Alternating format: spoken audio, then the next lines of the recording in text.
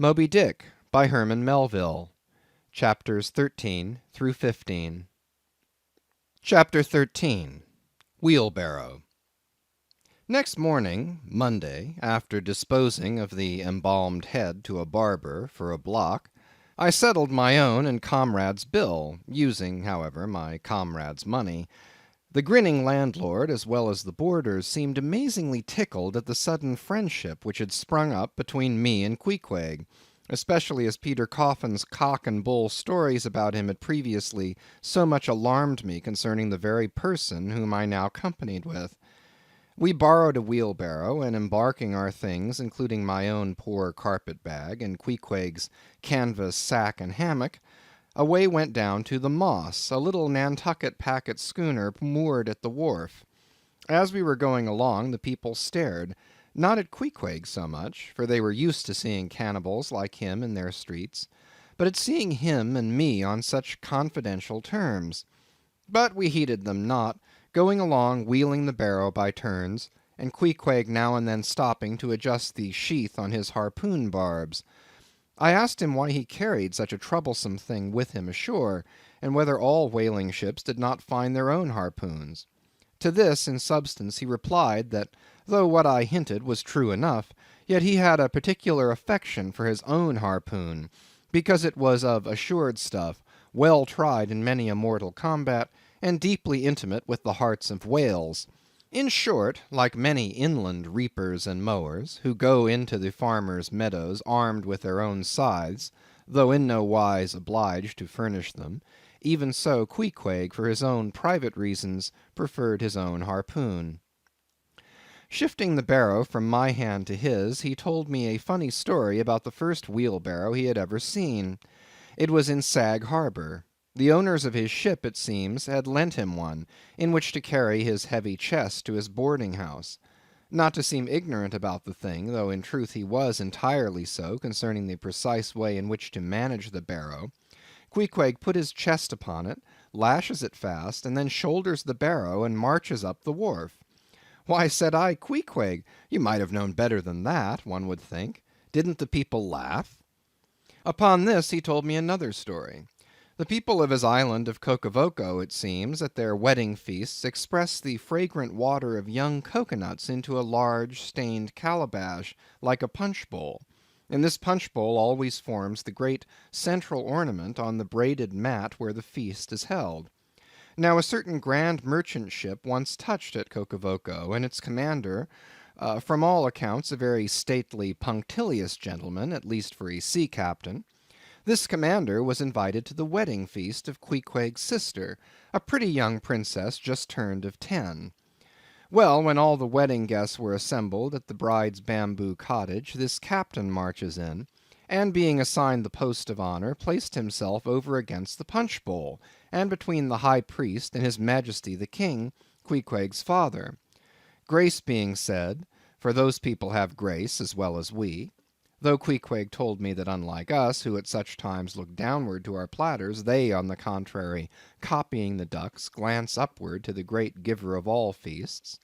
Grace, I say, being said, the high priest opens the banquet by the immemorial ceremony of the island, that is, dipping his consecrated and consecrating fingers into the bowl before the blessed beverage circulates.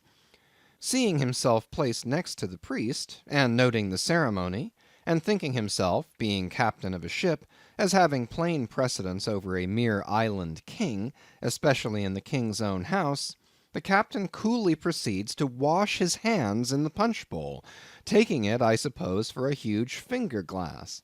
"Now," said Queequeg, "what do you think now? Didn't our people laugh?" At last, passage paid and luggage safe, we stood on board the schooner.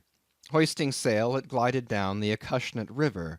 On one side New Bedford rose in terraces of streets, their ice-covered trees all glittering in the clear, cold air.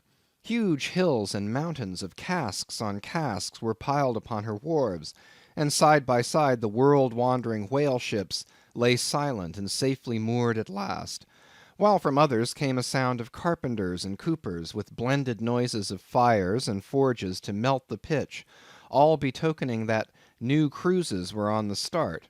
that one most perilous and long voyage ended only begins a second, and a second ended only begins a third, and so on, for ever and for aye. Such is the endlessness, yea, the intolerableness of all earthly effort. Gaining the more open water, the bracing breeze waxed fresh. The little Moss tossed the quick foam from her bows as a young colt his snortings. How I snuffed that Tartar air! How I spurned that turnpike earth, that common highway all overdented with the marks of slavish heels and hoofs, and turned me to admire the magnanimity of the sea which will permit no records.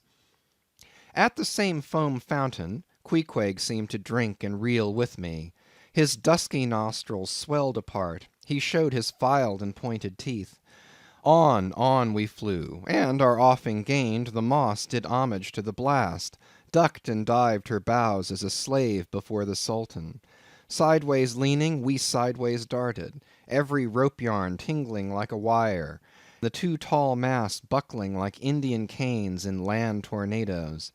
So full of this reeling scene were we, as we stood by the plunging bowsprit, that for some time we did not notice the jeering glances of the passengers, a lubber-like assembly, who marveled that two fellow beings should be so companionable, as though a white man were anything more dignified than a whitewashed negro. But there were some boobies and bumpkins there, who, by their intense greenness, must have come from the heart and centre of all verdure. Queequeg caught one of these young saplings mimicking him behind his back. I thought the bumpkin's hour of doom was come. Dropping his harpoon, the brawny savage caught him in his arms, and by an almost miraculous dexterity and strength sent him high up bodily into the air. Then, slightly tapping his stern in mid-somerset, the fellow landed with bursting lungs upon his feet, while Queequeg, turning his back upon him, lighted his tomahawk pipe and passed it to me for a puff. "Capting! Capting!" yelled the bumpkin, running towards that officer. "Capting! Capting! Here's the devil!" "Hallo, you, sir!" cried the captain, a gaunt rib of the sea, stalking up to Queequeg. "What in thunder do you mean by that? Don't you know you might have killed that chap?" "What him say?" said Queequeg, as he mildly turned to me. "He say," said I, "that you came near killee that man there," pointing to the still shivering greenhorn. "Killee!" cried Queequeg, twisting his tattooed face into an unearthly expression of disdain. "Ah, him bevy small fishy. Queequeg no killee so smallee fishy. Queequeg killee big whale." "Look you," roared the captain, "I'll killee you, you cannibal, if you try any more of your tricks aboard here, so mind your eye." But it so happened just then that it was high time for the captain to mind his own eye. The prodigious strain upon the mainsail had parted the weather sheet, and the tremendous boom was now flying from side to side, completely sweeping the entire after part of the deck. The poor fellow whom Queequeg had handled so roughly was swept overboard. All hands were in a panic, and to attempt snatching at the boom to stay it seemed madness. It flew from right to left and back again, almost in one ticking of a watch, and every instant seemed on the point of snapping into splinters. Nothing was done, and nothing seemed capable of being done. Those on deck rushed toward the bows and stood eyeing the boom as if it were the lower jaw of an exasperated whale.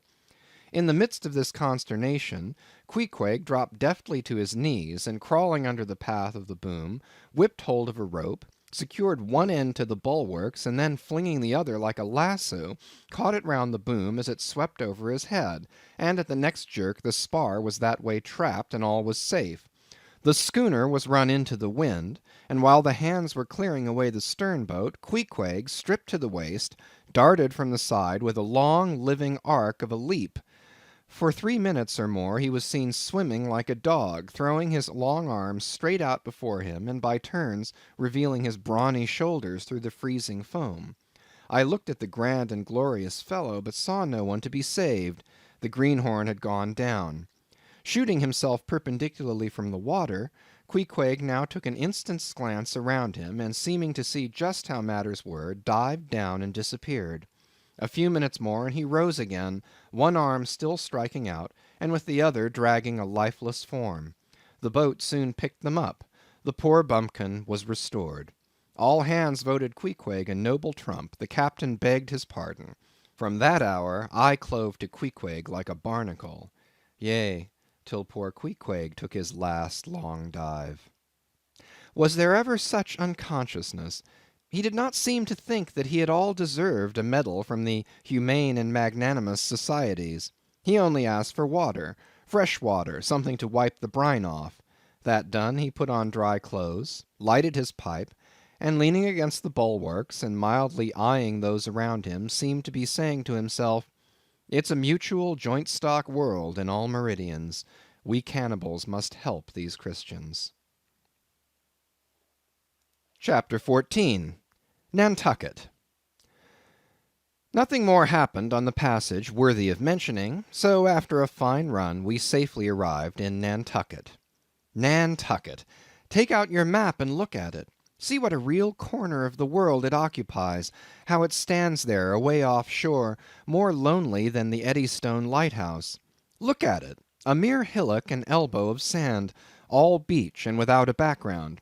There is more sand there than you would use in 20 years as a substitute for blotting paper. Some gamesome whites will tell you that they have to plant weeds there, that they don't grow naturally, that they import Canada thistles, that they have to send beyond seas for a spile to stop a leak in an oil cask, that pieces of wood in Nantucket are carried about like bits of the true cross in Rome, that people there plant toadstools before their house to get under the shade in summer time, that one blade of grass makes an oasis, 3 blades in a day's walk a prairie, that they wear quicksand shoes, something like Laplander snowshoes, that they are so shut up, belted about, every way enclosed, surrounded, and made an utter island of by the ocean, that to their very chairs and tables small clams will sometimes be found adhering, as to the backs of sea turtles. But these extravaganzas only show that Nantucket is no Illinois. Look now at the wondrous traditional story of how this island was settled by the red men. Thus goes the legend. In olden times an eagle swooped down upon the New England coast and carried off an infant Indian in its talons. With loud laments the parents saw their child borne out of sight over the wide waters. They resolved to follow in the same direction. Setting out in their canoes after a perilous passage, they discovered the island, and there they found an empty ivory casket, the poor little Indian's skeleton. What wonder, then, that these Nantucketers, born on a beach, should take to the sea for a livelihood? They first caught crabs and quahogs in the sand; grown bolder, they waded out with nets for mackerel; more experienced, they pushed off in boats and captured cod; and at last, launching a navy of great ships on the sea, explored this watery world, put an incessant belt of circumnavigations round it, peeped in at Behring's Straits, and in all seasons and all oceans declared everlasting war with the mightiest animated mass that has survived the flood, most monstrous and most mountainous, that Himalayan salt sea mastodon, clothed with such portentousness of unconscious power that his very panics are more to be dreaded than his most fearless and malicious assaults. And thus of these naked Nantucketers, these sea hermits, issuing from their ant-hill in the sea, overrun and conquered the watery world like so many Alexanders, parcelling out among them the Atlantic, Pacific, and Indian Oceans, as the 3 pirate powers did Poland. Let America add Mexico to Texas, and pile Cuba upon Canada.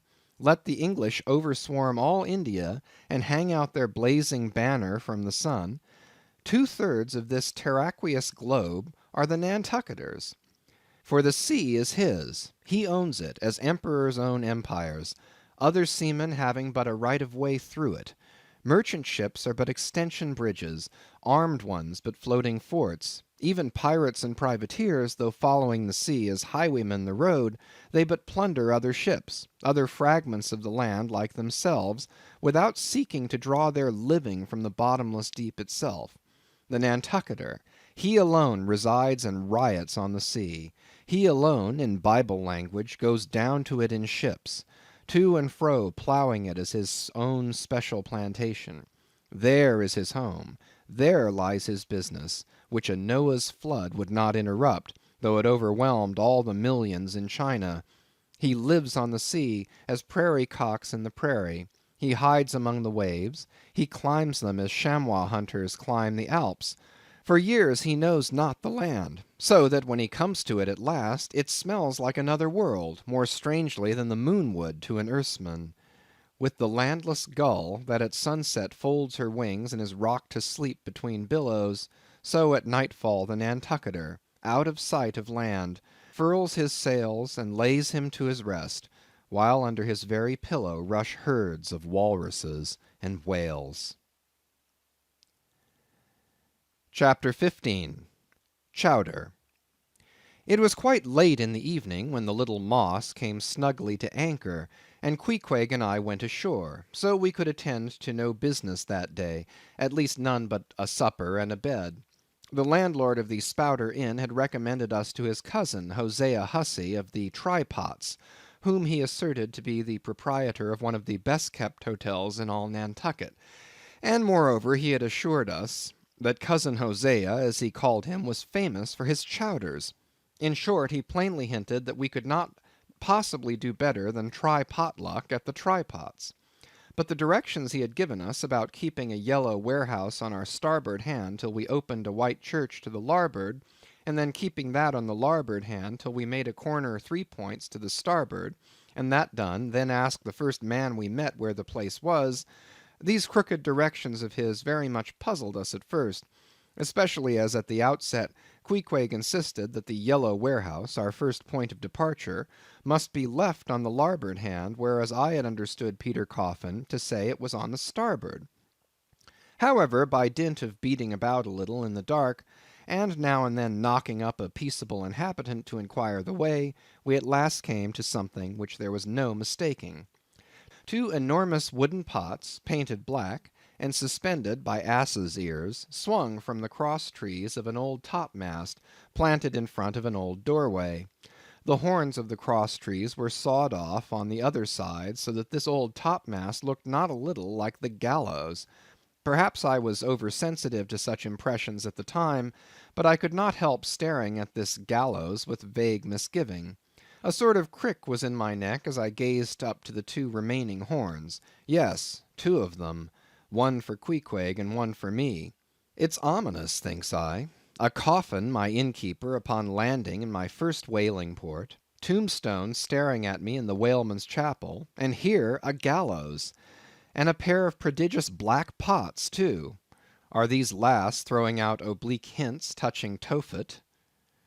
I was called from these reflections by the sight of a freckled woman, with yellow hair and a yellow gown, standing in the porch of the inn, under a dull red lamp swinging there, that looked much like an injured eye, and carrying on a brisk scolding with a man in a purple woolen shirt.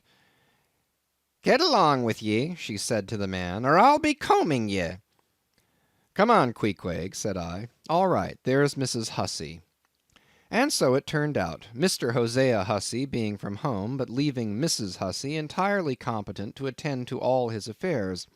Upon making known our desires for supper and a bed, Mrs. Hussey, postponing further scolding for the present, ushered us into a little room, and seating us at a table spread with the relics of a recently concluded repast, turned round to us and said, "Clam or cod?" "What's that about cods, ma'am?" said I, with much politeness. "Clam or cod?" she repeated. "A clam for supper? A cold clam? Is that what you mean, Mrs. Hussey?" says I. "But that's a rather cold and clammy reception in the winter time, ain't it, Mrs. Hussey?" But being in a great hurry to resume scolding the man in the purple shirt, who was waiting for it in the entry, and seeming to hear nothing but the word clam, Mrs. Hussey hurried towards an open door leading to the kitchen, and bawling out, "Clam for 2," disappeared. "Queequeg," said I, "do you think that we can make out a supper for us both on one clam?" However, a warm and savory steam from the kitchen served to belie the apparently cheerless prospect before us. But when that smoking chowder came in, the mystery was delightfully explained. Oh, sweet friends, hearken to me. It was made of small juicy clams, scarcely bigger than hazelnuts, mixed with pounded ship biscuit, and salted pork cut up into little flakes, the whole enriched with butter, and plentifully seasoned with pepper and salt. Our appetites being sharpened by the frosty voyage, and in particular Queequeg seeing his favourite fishing food before him, and the chowder being surpassingly excellent, we despatched it with great expedition. When, leaning back a moment, and bethinking me of Mrs. Hussey's clam and cod announcement, I thought I would try a little experiment. Stepping to the kitchen door, I uttered the word "cod" with great emphasis, and resumed my seat. In a few moments the savoury steam came forth again, but with a different flavour, and in good time a fine cod chowder was placed before us. We resumed business, and while plying our spoons in the bowl, thinks I to myself, I wonder now if this here has any effect on the head. What's that stultifying saying about chowder-headed people? But look, Queequeg, ain't that a live eel in your bowl? Where's your harpoon? Fishiest of all fishy places was the trypots, which well deserved its name, for the pots there were always boiling chowders. Chowder for breakfast, and chowder for dinner, and chowder for supper, till you began to look for fish bones coming through your clothes. The area before the house was paved with clam shells. Mrs. Hussey wore a polished necklace of codfish vertebrae, and Hosea Hussey had his account books bound in superior old shark skin. There was a fishy flavour to the milk, too, which I could not at all account for, till one morning, happening to take a stroll along the beach among some fishermen's boats, I saw Hosea's brindled cow feeding on fish remnants, and marching along the sand with each foot in a cod's decapitated head, looking very slipshod, I assure you. Supper concluded, we received a lamp, and directions from Mrs. Hussey concerning the nearest way to bed. But as Queequeg was about to precede me up the stairs, the lady reached forth her arm, and demanded his harpoon. She allowed no harpoon in her chambers. Why not? said I. Every true whaleman sleeps with his harpoon.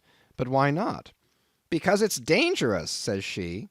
Ever since young Stiggs, coming from that unfortunate voyage of his, when he was gone 4 years and a half, with only 3 barrels of ile, was found dead in my first floor back with his harpoon in his side. Ever since then I allow no boarders to take sich dangerous weapons in their rooms at night.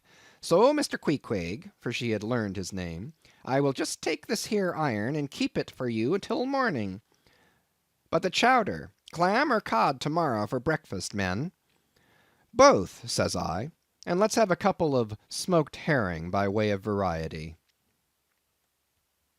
End of chapters 13 through 15.